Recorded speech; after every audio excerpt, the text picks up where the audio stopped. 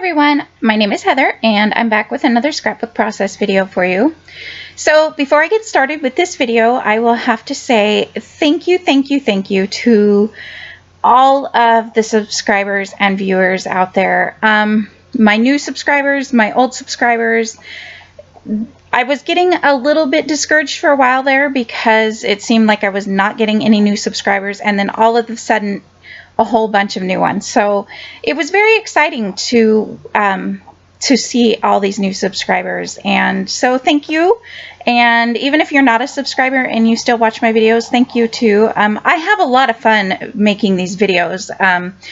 I do get tongue-tied quite often, but that's okay. It's been a lot of fun, so thanks. I just wanted to say thank you. It's very exciting. So what I'm doing here is I am following a sketch by Scrapbook Generation, and this is a sketch from their 6x6 2 class. So basically, I think they have a 6x6 1 class. I'm not 100% sure, but since they named this one, they recently released last year their number 2. It's, oh my gosh, you get so many sketches with that class. It's beyond worth the money.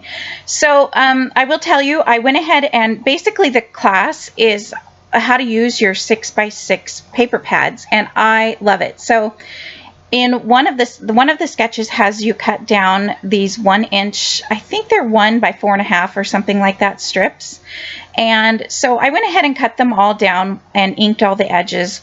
And I didn't record all that, so I figured that would get pretty mundane to watch. But I have cut them all down, and I'm just placing them on here. I didn't want it to go in a pattern across the page. I wanted it to be more random, but I also didn't want the same colors beside each other. So I just went ahead and cut quite a few down, as you can see there. And then the sketch also called for 1 large strip along the bottom. I'm not sure if I got the size the same or not, but I liked that blue. So then I'm also taking this border sticker. This was a sticker on the sticker sheet, and I just took my cutter and cut it right in half, or eyeballed it in half, and I'm going to put a strip of that at the top and the bottom. And I was originally going to use that photo there on the right. You see my son in the pool. I do still have that funny story, which it is coming up about him, but I knew I had a lot of more journaling, and I didn't want to cover up too much of this page, so I just flipped through some of my Disney photos, and I'm going to end up using this one of my daughter because this one's just a cute picture of her at the park. It doesn't really need a special title or anything like that. So I believe my next photo might be oh no, it's not. My next photo, my next layout that I'm going to do, or voiceover, I did use that 6x6 pad that I've been talking about with the 1x1 squares, and I love how it turned out. So that one I believe will be coming up next. And then the one after that will be the funny story of my son and the pool thing that I've talked about. So I just went ahead and added a black border to this photo. I just used the black paper that came with the coordinating solid sheet pack. And I really like how this photo looks on there.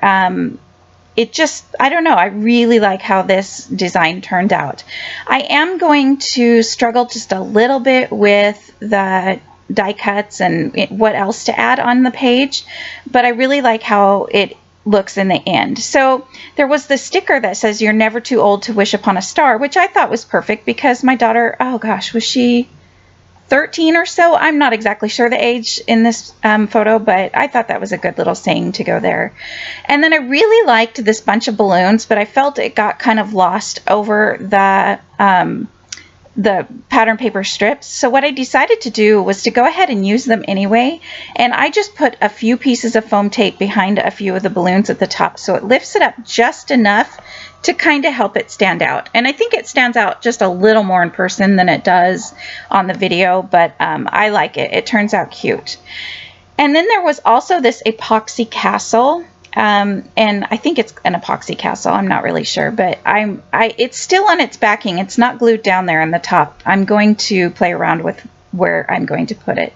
And then look, I got to use the banner stickers. Yay! So these banner stickers were part of their layered sticker ephemera piece or pack, and the magic, the MAGINC are all popped up already on the banners, and I thought those looked really cute there. And with having those letters popped up, it also kind of went along with the balloons being slightly popped up. So I am really liking how this layout's going. Like I said already, I did try this strip from the 6x6 piece, and I don't remember what it says, but I thought maybe I'd put it on there, but it just didn't work.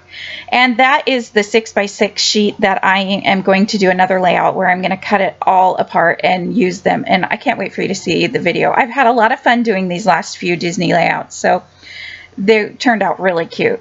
So I decided I want the castle kind of behind the balloons. I liked that it was kind of looked layered, like the castle's way in the back, and then the balloons, and then the sticker that says you're never too old to wish upon a star. I just kind of like that it looks like they're one in front of the other a little bit, like kind of like it would look if you walked into Disneyland and saw everybody walking with their balloons in front of the castle. So and then I had some brads. I'm trying to get some of these brads used up. So I'm going to put one of the larger brads in 3 different spots. I'm not really being too particular about where I'm going to put the brads. I just kind of wanted one in 3 different spots to kind of help lead your eye around, since I'm not going to add any more clusters to the top left at all. So I do it. With that word sticker, the you're never too old to wish upon a star, it kind of touches the bottom of the balloons, just barely, you can see there. So it's not really a separate cluster, but the 3 brads being in 3 different places helps make it look like it is 3 different clusters. I hope that makes sense. So I really like those. So I'm going to add, again, my little black Mickey head rhinestone stickers. I'm going to put those in 3 different places. And then I remembered I had more of these star stickers on this sheet. And I kind of really enjoyed with these Disney pages, just kind of scattering a bunch of little things around. And I don't know, it just makes it light and airy and fun. And I'm just really enjoying the way that those have been looking lately with these layouts. So, I just added a few of those stickers around. And here, this little oval yellow sticker, I'm going to pop it up with some foam tape, and it says Big Smiles. And it fit really well there at the bottom of the balloons and slightly over that. I guess you could call it my title sticker because, well, I guess the magic could be the title too. I don't worry about my titles or my pages having a specific title all the time. Sometimes they do, sometimes they don't. I think as long as you like the page and you think it's cute, then go for it. So then I also have these small little brads that are on this sheet that I haven't used any of. So I decided to go ahead and add one of those in each cluster also. I cannot remember the colors that I put in each cluster, but you can see in the end shots, or the photos, still photos in the end, you'll be able to see if you want to know. And I think that, do I add a few more sequins around? I might add some of these sequins around. And you can tell that's kind of what I mean about I'm just adding a bunch of little things around in the clusters. And I just like the way it makes it really fun and playful. Playfulness to the page is what it kind of seems to add to me. So I decided that I want to back this entire layout on another color, and I'm going to choose the black because it goes along with the black border of the photo. And I seem to be on this kick lately where I want to matte every one of my layouts, and I really like that it just gives it like this border, and sometimes it just gives it that finishing touch. It's kind of like the doodling, the borders around the entire layout can sometimes just give it that finished touch. So again, I'm using my scrappy tape and just uncovering one side of the adhesive strips until I'm ready to glue it all down. It just helps with lining it up. I can't stand it when they go on there crooked, but so that is going to be the layout. I am going to go ahead and add a few of my ink splatters around, and I just grabbed my enamel sheet and turned it over, and I'm just using that to kind of block so it doesn't get on the photo. But of course I am going to end up getting it on the photo a little bit anyway, but I just wiped it off and you can't even really tell. So here's a couple close-ups of the clusters, and yeah, I think that's about it. So again, thank you to all my viewers and my subscribers. This has been a lot of fun, and you guys are very encouraging and very kind. So I hope you guys have a great week, and I will see you next time. Thanks, bye.